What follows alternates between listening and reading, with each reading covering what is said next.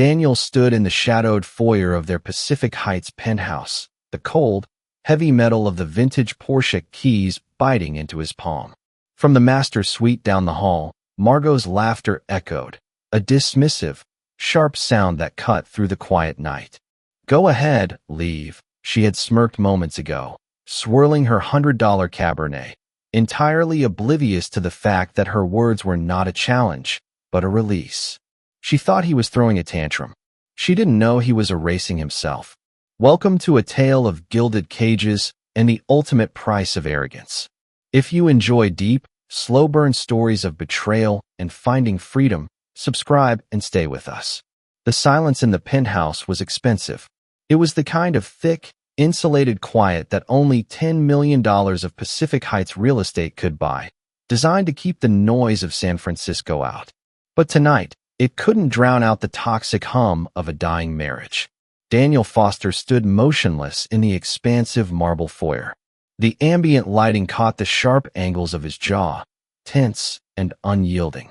In his right hand, he clutched a single brass key, the ignition to the 1978 Porsche 911 parked in the subterranean garage. It was the only asset he had brought into this marriage 12 years ago, and fittingly, it would be the only thing taking him out of it. Down the long, art-lined hallway, the door to the master suite stood slightly ajar. Margot was in there. He could hear the faint, crystalline clink of her wine glass being set against the nightstand. She wasn't crying. She wasn't pacing. She was completely unfazed. Minutes earlier, their argument had barely registered as a fight. It was a sterile, corporate dismissal. When he confronted her about the late nights, the unexplained hotel charges routed through her assistant, Emily, and the distinct, musky scent of bergamot that didn't belong to him, Margot had merely sighed. She hadn't even bothered to look up from her iPad.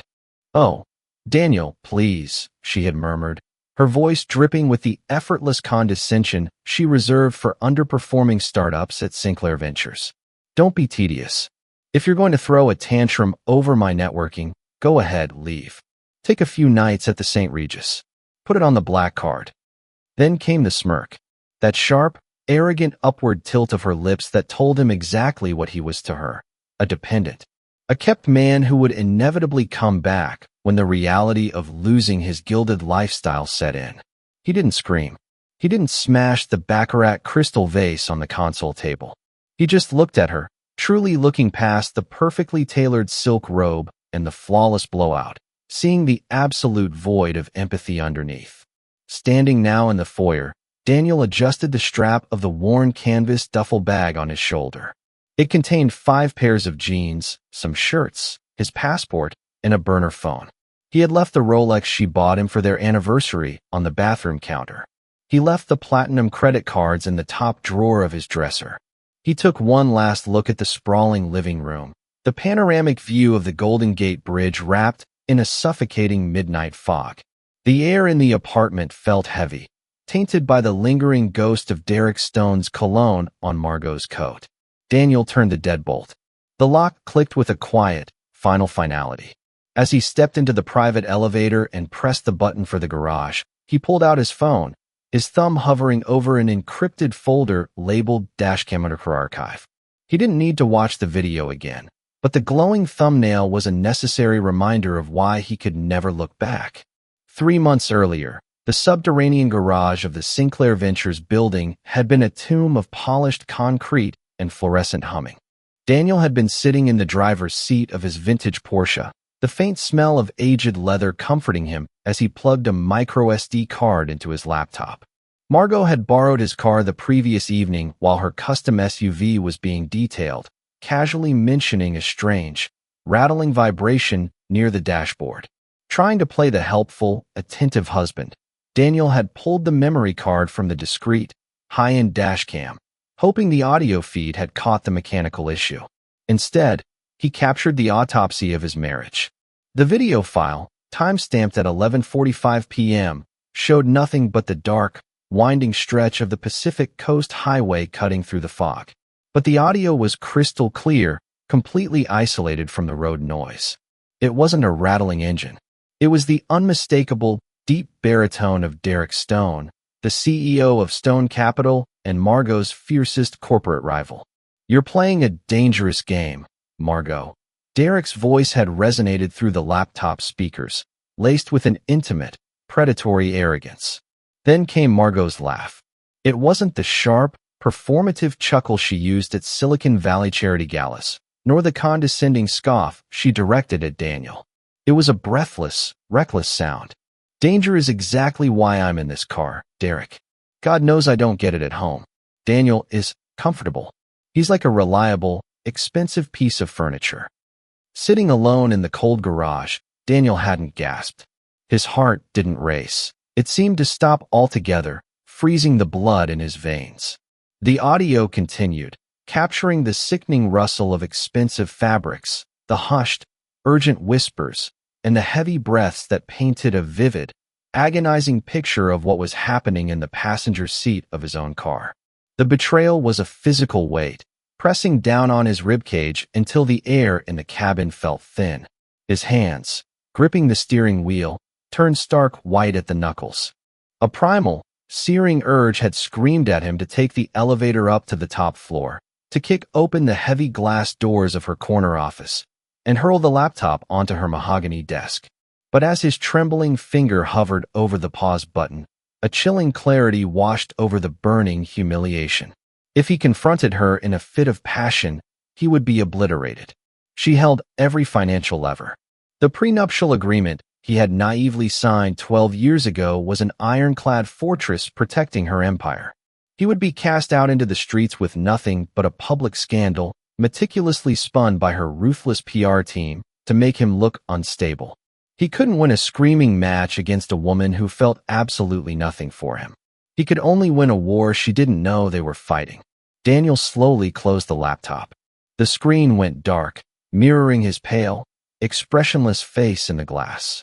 He carefully wiped a single bead of sweat from his temple, slipped the encrypted backup drive into his breast pocket, and started the engine. He would let her believe he was still the reliable furniture. And while she was looking the other way, he would quietly, systematically dismantle the house. The tires of the vintage Porsche hissed against the damp asphalt of the Pacific Coast Highway, slicing through the heavy, salt-tinged fog of the Bay Area. For the first time in over a decade, Daniel Foster was driving without a destination approved by Sinclair Ventures. The dashboard illuminated his stoic features in a soft, amber glow, highlighting the deep lines of exhaustion that had settled around his eyes over the past 3 months. On the passenger seat, his primary smartphone, the sleek, top-tier model Margot's assistant upgraded for him every September, buzzed intermittently. The screen flashed with automated alerts from the penthouse security system, logging the opening and closing of the front door. By morning, those sterile digital timestamps would be the only proof he had ever been there. Daniel reached over and picked up the device, the glass cold against his palm. He had spent the last 90 days meticulously untangling his existence from hers. It had been an invisible, exhausting surgery. He had quietly stepped down from the philanthropic boards Margot used to launder her public image, citing vague, chronic migraines to the chairman. He had systematically drained the modest, independent savings account he had maintained since before their wedding, transferring the funds in untraceable, erratic increments to a rural credit union under a newly established LLC. He had even unsubscribed from the dry cleaning delivery, the sommelier club, and the alumni newsletters. He was actively becoming a ghost. The phone vibrated in his hand one last time. A calendar reminder popped up on the lock screen. Charity dinner with Derek Stone and board, 8 p.m. tomorrow. A bitter, humorless smile touched the corner of Daniel's mouth. Margot loved parading him at those dinners. She relished playing the fiercely successful tycoon anchored by the grounded, handsome husband, all while sharing secret, mocking glances with her rival across the white linen tablecloths. Daniel rolled down the driver's side window. The frigid ocean wind rushed into the cabin, biting at his cheeks and carrying the raw, untamed scent of the Pacific. It was the smell of absolute severance. He held the expensive smartphone out into the freezing airstream. He didn't need to leave a grand, dramatic note on her pillow. He didn't need to explain his departure to a woman who had spent years treating him as a manageable asset rather than a man. The silence would be his manifesto. With a simple release of his fingers, Daniel let go. The phone vanished into the swirling mist, tumbling down the rocky cliffs of the coastline before being swallowed by the churning black water below. In its place, the cheap, prepaid burner phone in his jacket pocket felt like the most valuable thing he had ever owned. He shifted into fifth gear, the roar of the air-cooled engine drowning out the ghosts of his past as he pressed the accelerator toward the horizon. The morning sun over San Francisco was sharp and demanding, slicing through the sheer linen curtains of the Pacific Heights penthouse. Margot Sinclair stirred against the high thread count sheets, a low groan escaping her as the faint dullness of an expensive hangover settled behind her eyes. Her manicured hand automatically reached across the sprawling king-sized bed, expecting the solid, familiar warmth of Daniel's shoulder. Instead, her fingers brushed against cool, undisturbed Egyptian cotton. She opened her eyes, squinting against the glare. The digital clock on the mahogany nightstand read 8:15 a.m. Daniel was usually downstairs by now, nursing his black coffee and reading the Financial Times, predictably silent and out of her way. He was a creature of maddening habit, which was precisely what made him so easy to ignore. Margot sat up, the silk of her robe pooling around her waist. A smirk played on her lips as the memory of their petty argument the night before drifted back. "He finally took my advice," she mused, swinging her legs over the edge of the bed. She imagined him storming down to the St. Regis, ordering a spiteful room service breakfast on her American Express, and brooding in a luxury suite until his fragile ego repaired itself. It was almost cute, in a pathetic sort of way. He would be back by Thursday, tail tucked, ready to play the dutiful husband for the charity gala. She padded barefoot across the plush carpet, the quiet of the penthouse unbroken. The scent of her own expensive perfume still hung in the air, but the subtle, clean smell of Daniel's soap was entirely absent. As she reached the double doors of the master closet, she paused. Something felt off, a bizarre, hollow quality to the silence that felt heavier than usual. Margot pulled the polished brass handles. The closet, an expansive room designed to showcase their curated lives, stretched before her. Her side was an explosion of designer labels, pristine blazers, and rows of perfectly aligned stilettos. But as her gaze drifted to the left, a cold, unfamiliar sensation pooled in her stomach. Daniel's section was a cavern. The custom-built cedar shelves, usually neatly stacked with cashmere sweaters and crisp dress shirts, were entirely bare. The cedar hangers hung empty, lined up like skeletal remains against the backlit mirrors. His collection of vintage watches, save for the Rolex she had bought him, was gone from the velvet-lined display case. His running shoes were missing from the floor. Even the small, scuffed leather valet tray where he dumped his keys and loose change had vanished. Margot's breath hitched, a sudden, sharp intake of air. This wasn't a tantrum. A man throwing a fit didn't meticulously pack every single pair of socks he owned. A man throwing a fit left a mess. He didn't erase his entire existence with surgical precision. She stared into the empty space, her reflection in the mirror opposite looking suddenly small and profoundly alone. The smirk had completely vanished from her face, replaced by a rigid, terrifying confusion. The quiet of the penthouse suddenly roared in her ears, not as a luxury, but as a warning. By noon, the panoramic view from Margot's corner office at Sinclair Ventures offered no solace.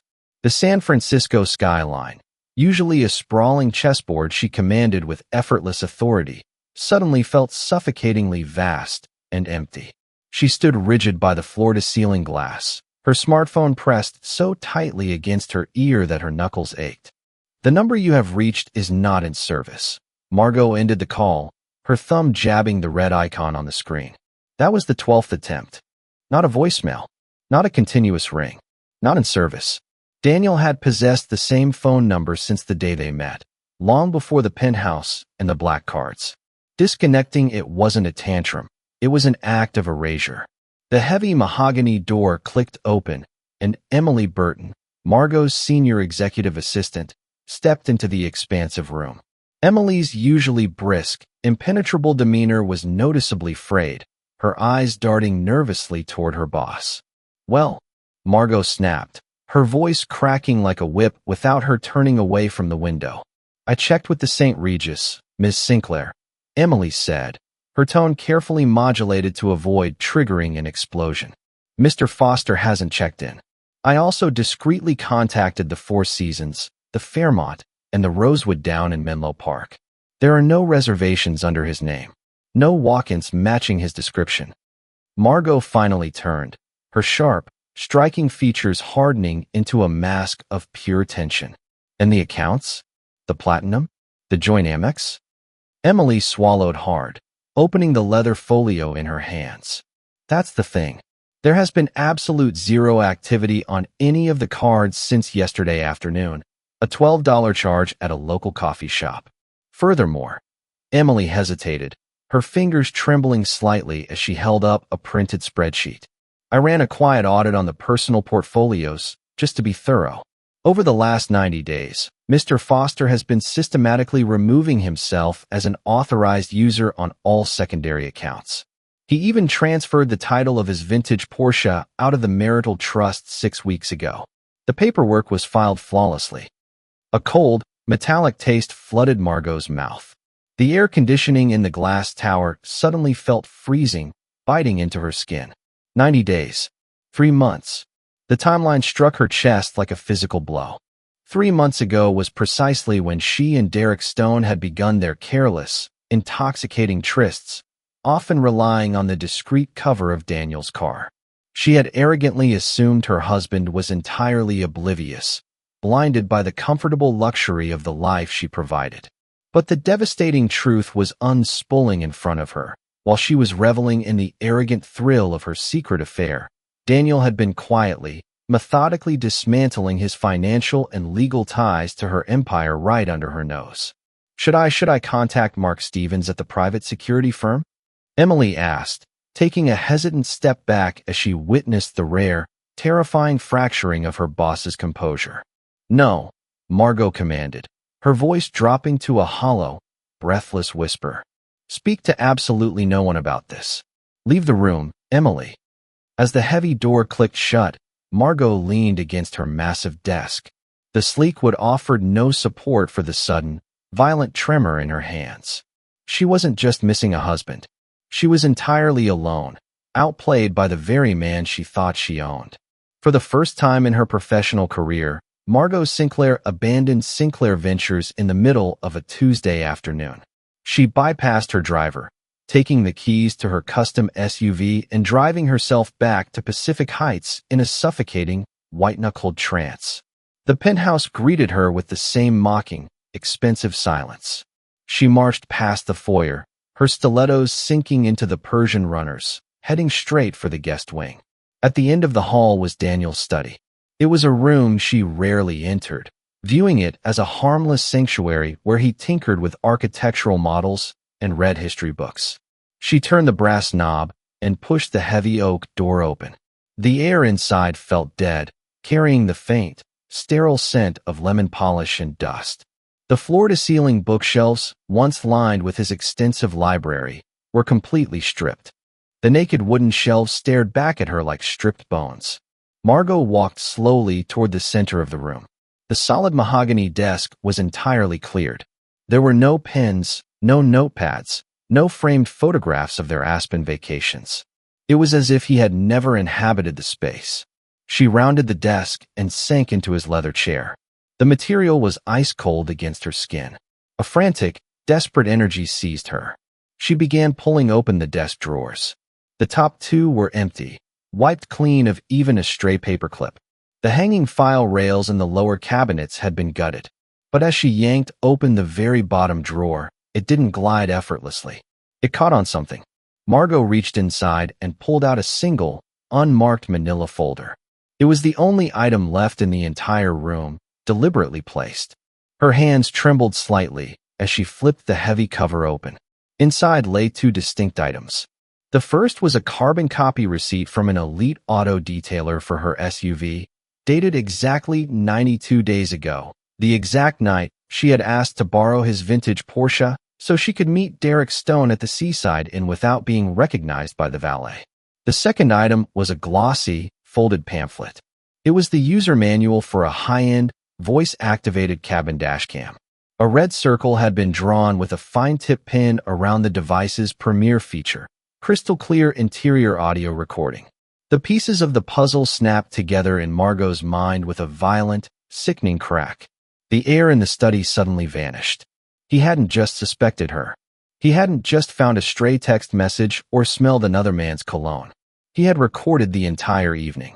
He had sat in this very chair, plugged in a memory card, and listened to the undeniable auditory autopsy of their marriage. And then, for 90 agonizing days, Daniel had sat across from her at the breakfast table, pouring her coffee, asking about her day, completely composed, while secretly burning their life to the ground. The folder slipped from her manicured fingers, scattering the manual onto the hardwood floor. Margot stared at the empty desk, the horrifying realization paralyzing her vocal cords. She wasn't the puppet master she thought she was. She had been the one dancing on strings for 3 months. The grand ballroom of the St. Regis was a blinding spectacle of crystal chandeliers, cascading orchids, and the sharp, overlapping chatter of Silicon Valley's elite. It was exactly the kind of high-stakes, glittering arena where Margot Sinclair usually thrived, wielding her influence like a finely crafted weapon. Tonight, however, the heavy silk of her emerald Givenchy gown felt less like armor and more like a straitjacket. For 12 years, Daniel had been her indispensable, if unappreciated, shield at these events. He was the handsome, polite anchor who effortlessly deflected tedious board members, fetched her perfectly chilled martinis, and stood dutifully at her elbow, projecting the image of unshakable domestic stability.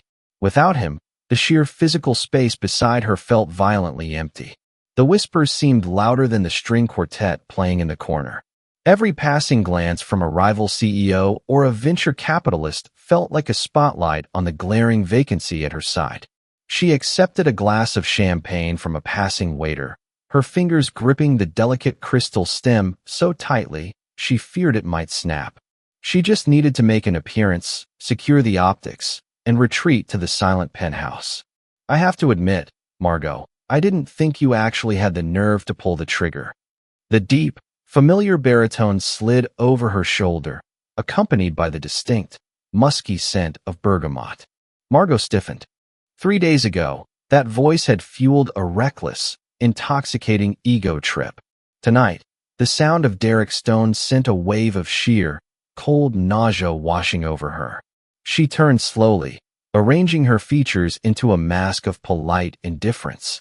Derek stood there, impeccably dressed in a bespoke tuxedo, swirling a tumbler of scotch. His smile was predatory, entirely devoid of the warmth Daniel used to offer when he looked at her across a crowded room. "I'm not in the mood for riddles, Derek," Margot said, her voice tight, keeping her gaze fixed somewhere near his collarbone so she wouldn't have to look into his eyes. Derek stepped closer, invading her personal space with the arrogant presumption of a man who believed he had won. "Don't play coy."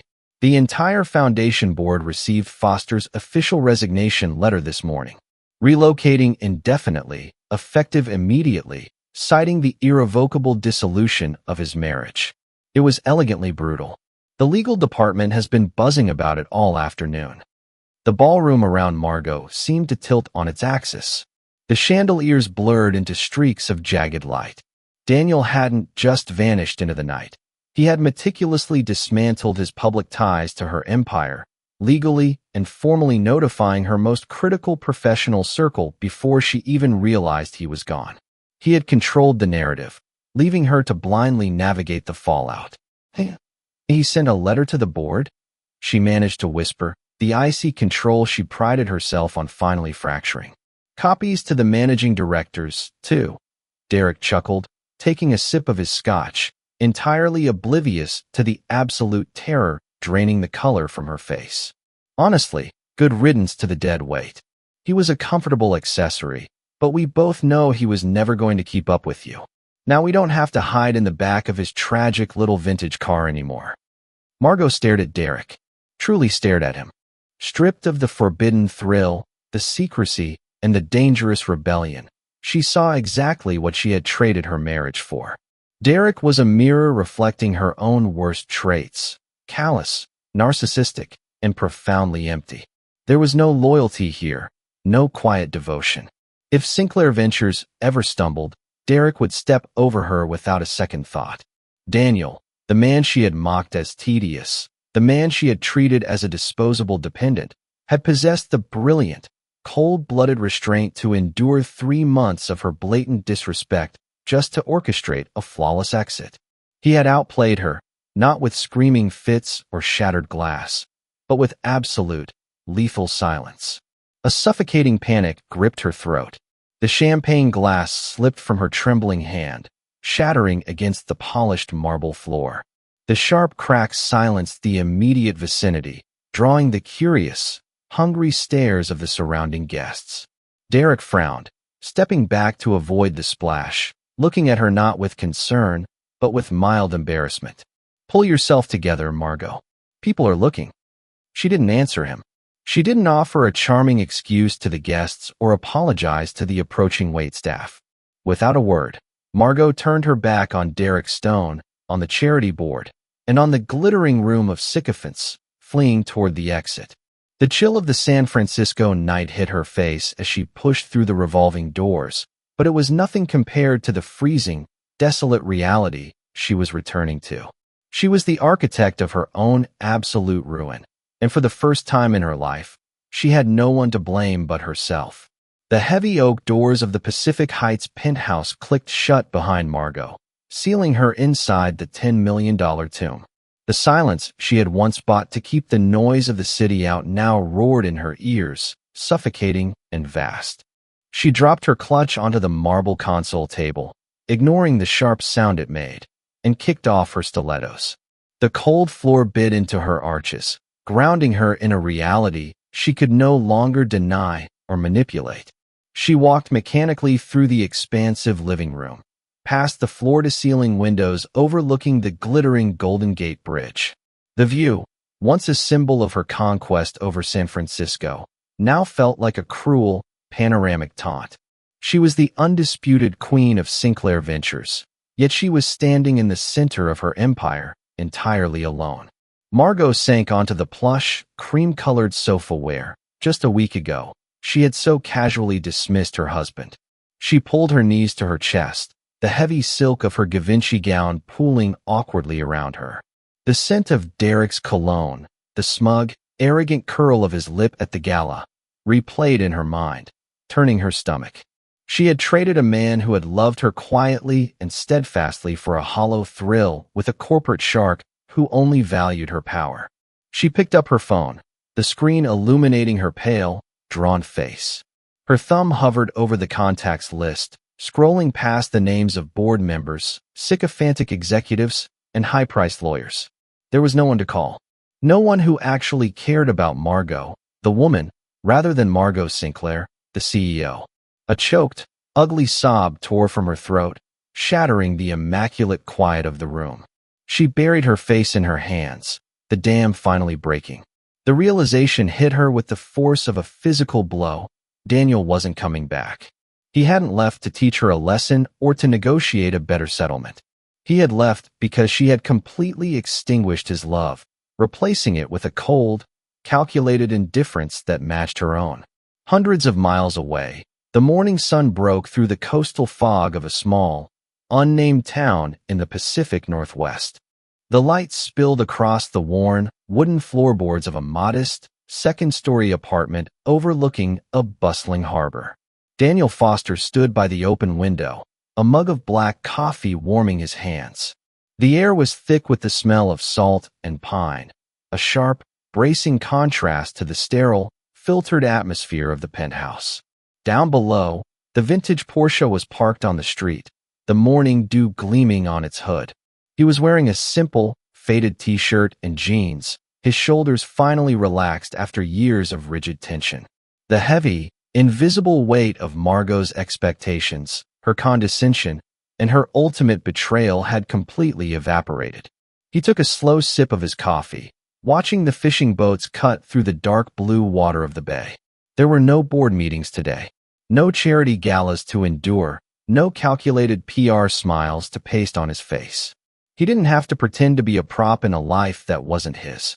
A gentle breeze drifted through the window, ruffling his hair and carrying the distant, cheerful sound of a dog barking down the street.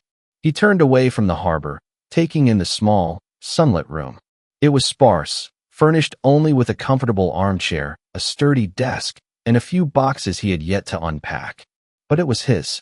Every square inch of it was paid for with his own money, secured by his own quiet, meticulous planning. He set the mug down on the windowsill, the ceramic clinking softly against the wood. The sound was small, real, and entirely his own. For the first time in 12 years, the silence didn't feel heavy. It felt exactly like breathing.